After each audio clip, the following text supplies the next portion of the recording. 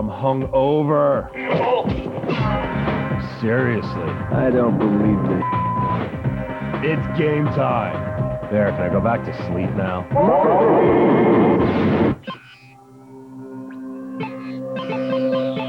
Prepare to be reviewed. Adam Sessler. Morgan Webb. Prepare to be reviewed. Prepare to be reviewed.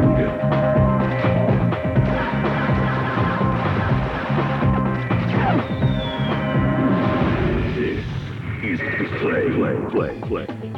Hi. Hey. You talk. Talking hurts my brain. Last night was New Year's Eve. I had a lovely time and learned some important things. For instance, I should not attempt to drink 3 liters of bourbon in the course of a single evening. The sound of your voice is making my soul bleed. And I would like to not be standing right now. So as we're contractually obligated to review some games in our infirm state, we've decided to review games that will not upset our delicate constitution. The gaming equivalent of dry toast and oatmeal. I really like a glass of water right now, but water is far. And I don't want to move, so I'm just gonna, why don't you introduce a game? Okay, what games are we reviewing? I'm forgetting. Just intro a game. Okay, here's X-Men.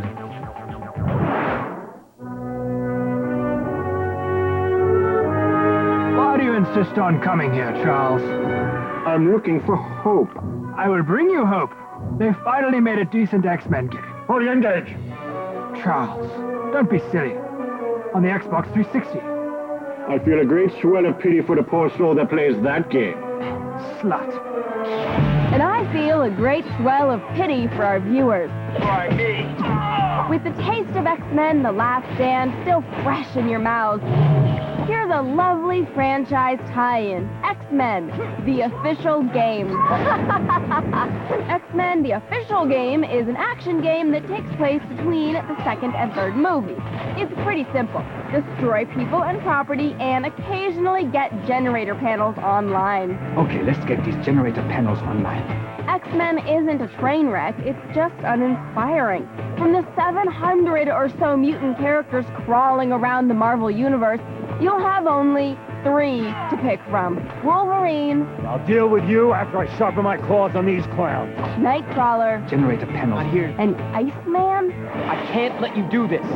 Each level is geared towards the special talents of these mutants. Wolverine's levels are wall-to-wall combat, but he's got all the nuance of a prison riot. Prison's not so bad, Charles, but you have to build your rep quickly. Otherwise, you'll end up someone's bitch. Frakes was my bitch on Star Trek Next Generation Seasons 1, 2, and 9. Frakes was everyone's bitch. Oh, I won. Where? I don't see it. Where? Here, diagonally. Pretty sneaky, Eric. Actually, Sneaky is more Nightcrawler's game. Nightcrawler has the largest variety of abilities, and his teleporting is surprisingly easy. So, you've just finished a fun Nightcrawler level. What do you want to do now? Why, play an Iceman level that handles like a third-tier flight simulator, that's what. You're thinking, it's X-Men, it's an action game, it doesn't completely suck, what am I missing? Let me show you a cutscene. What can we do? Return your seats to the full upright position. I haven't seen acting that wooden since Halle Berry in X-Men 1. Or 2 for that matter. Or Catwoman. Or Die Another Day. Or Monsters Ball. Even though it's on the 360, the whole game is visually underwhelming.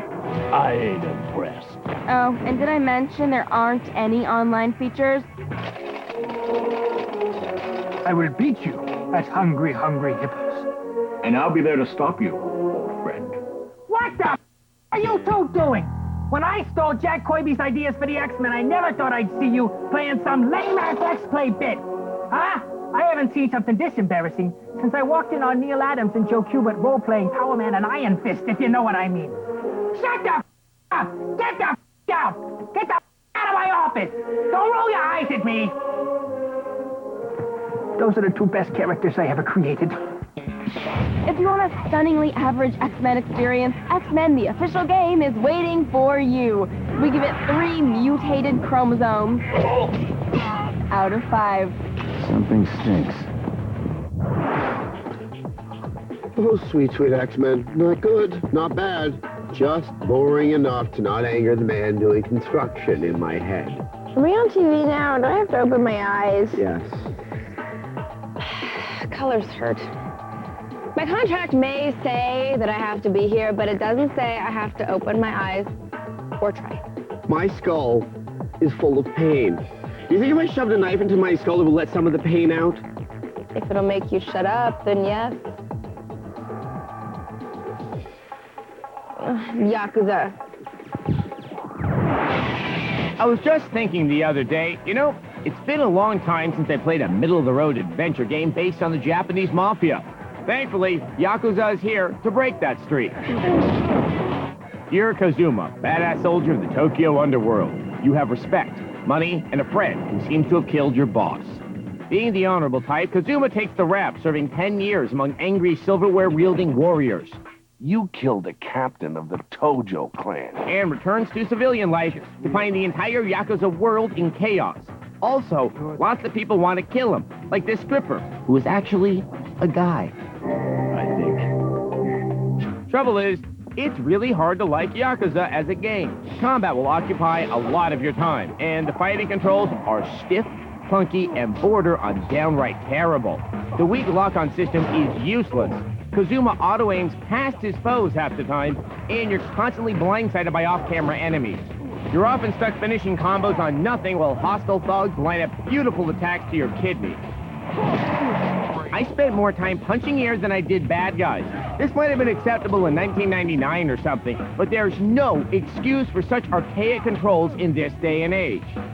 You mean that? How about you say it to his face, instead of gossiping like some little Then there's the translation. I don't believe this. Yakuza is unquestionably the most foul-mouthed game of all time. It just doesn't let up. What the do you think you're doing? Excuse you? You. You that mud up, yo! Oh, shut the up. Nice jacket, by the way, moron. Yakuza's story is engrossing despite the dialogue. You always want to see what happens next. You just might find yourself wishing you didn't have to play more of the game to get to it. What? Who the do you think you are? Huh? Ugh, I have had it with the language in this game. Get the out of here. We don't need no Yakuza. I wouldn't go that far. It's a 3. Is that what you said? Out of 5.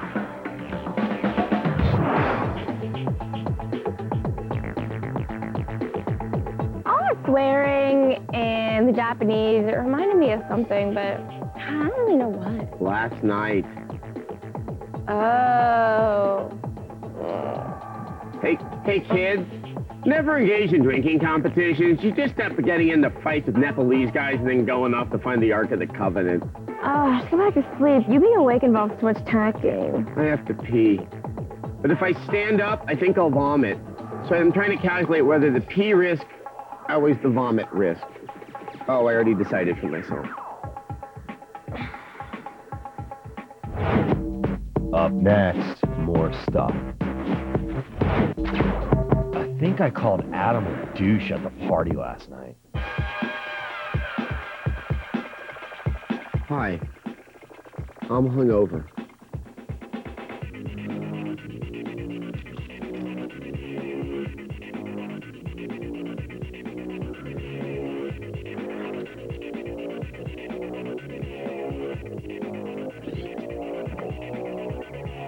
Chibi Robo. Ever wondered what the future will be like? Flying cars, teleportation, and robot maids. Well, Stargazer, you can get your first taste of the Jetsonian age in Chibi Robo. In Japan, Chibi stands for anything cute and little.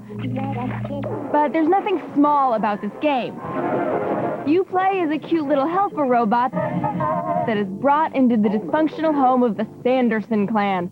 A broke household with a father willing to stand in the cheese line in exchange for the latest action figure. As Chibi Robo, it's your job to recoup your owner's investment by keeping the house tidy. Ma Sanderson thinks he should be sent back to the scrap heap, and Dad isn't the only D word she's slinging around. As a young robot, Chibi Robo isn't gonna put Hoover out of business. He has to recharge his batteries constantly and does little more than scrub stains off the floor. Eventually, the little fella discovers a secret world inside the Sanderson home where toys come to life and have unhealthy fascinations with action figures.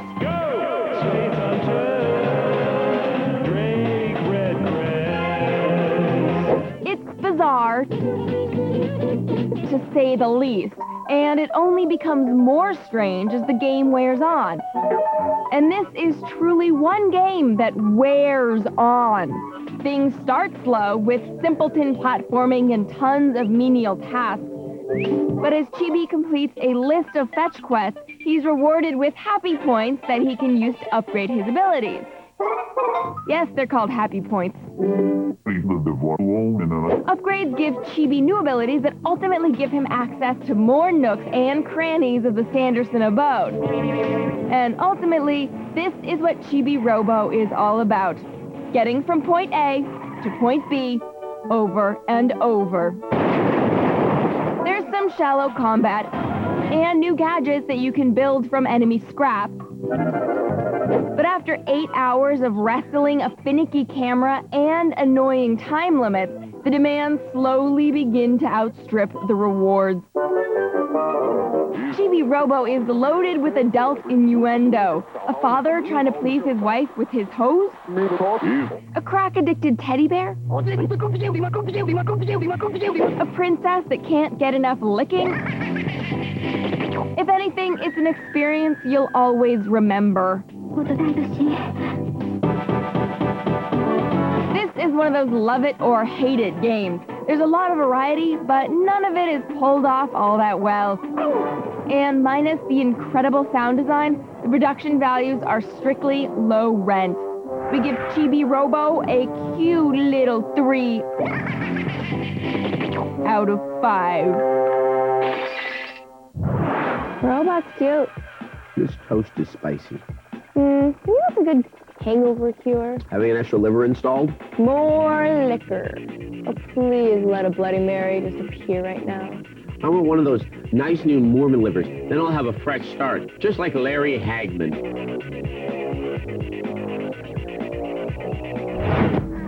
Yeah. Game reviews. Break. Come back.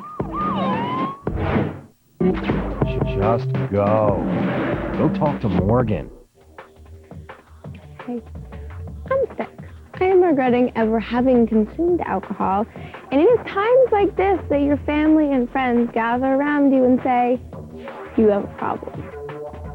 But I'm not going to stop drinking because Morgan Webb is not a quitter.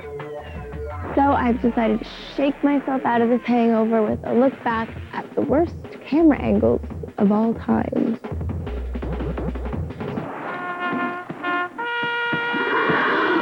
We here at X-Play hate bad camera angles as much as you do. Where am I going?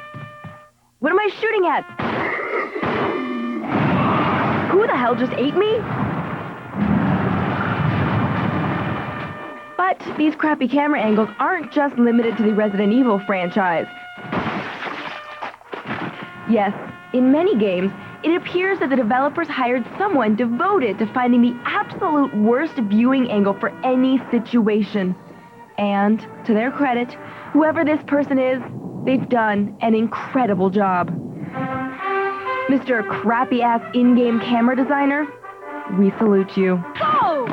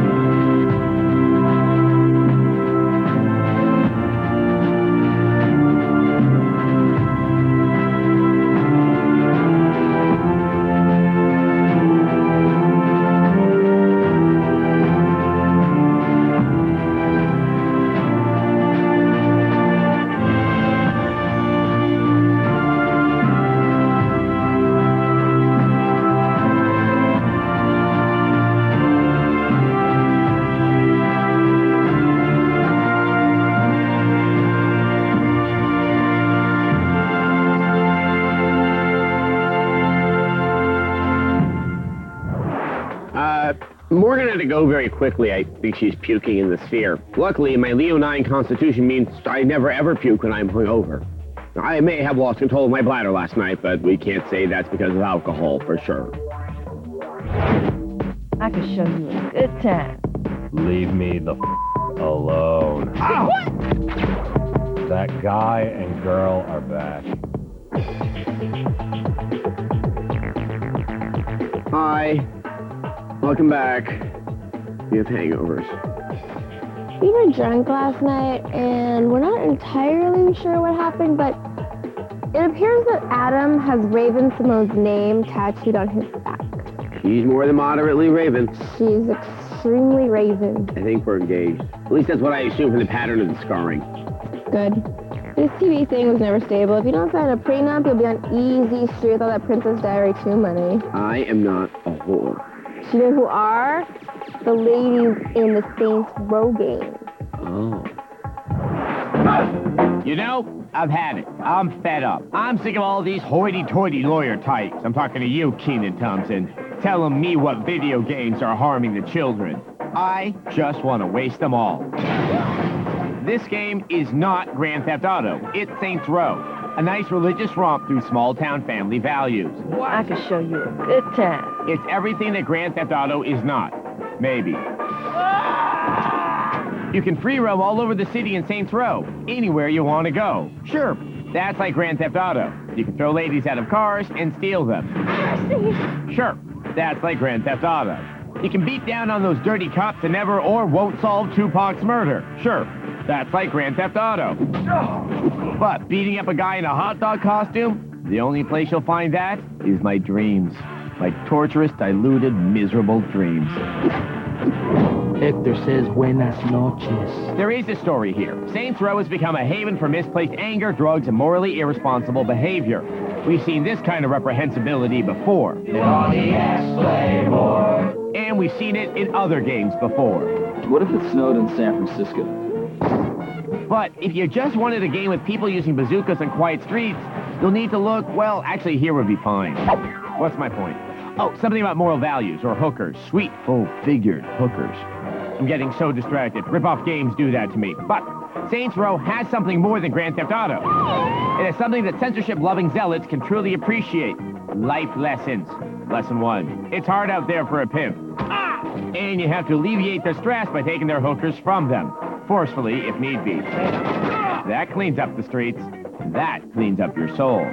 Lesson 2. It's hard out there for a John. How'd you like to make some quick cash? That's where you come in. Johns need privacy. They need intimacy. They need love. I got a girl waiting in a car out back. Drive them around, give them the space they need to get their $75 worth. Let's see the goods. I think you're gonna pop. Ow, it hurts, it hurts. No, I'm okay, keep going. I'm not cleaning that up. So, you see, video games can be helpful. Saints Row tries to appeal to all walks of life. Taggers, strippers, dealers, sesslers. But other games, better games, have already done that. So for that, we give Saints Row 3 Bishop Don Juans out of 5.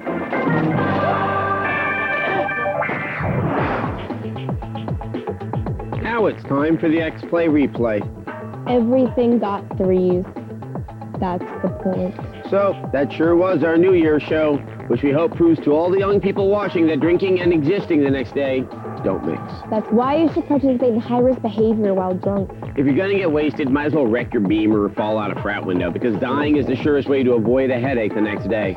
But we're feeling much better now. One of the interns came in and he was kind enough to bring us tea. And by tea, we mean scotch. Because one night of binge drinking doesn't make for alcoholism. It takes committing to a lifestyle. Speaking of bad choices, it's time for video viewer mail. Today's video viewer mail is from this guy. Hey guys, if you could be any Kingdom Hearts character, which one could you be? And you can't say Sora, Adam. So you're essentially asking which Final Fantasy or Disney character we would like to be, because being Sora would be lame. Seriously, but you know, I would be Mrs. Potts because she's voiced by Angela Lansbury, who was a badass in the original Manchurian Candidate. I've always dreamed of being a scheming Cold War Diane who makes out with her son and hypnotizes people with playing cards. I would be Uncle Remus. Disney made him so happy with his lot in life. Thanks for watching X-Play.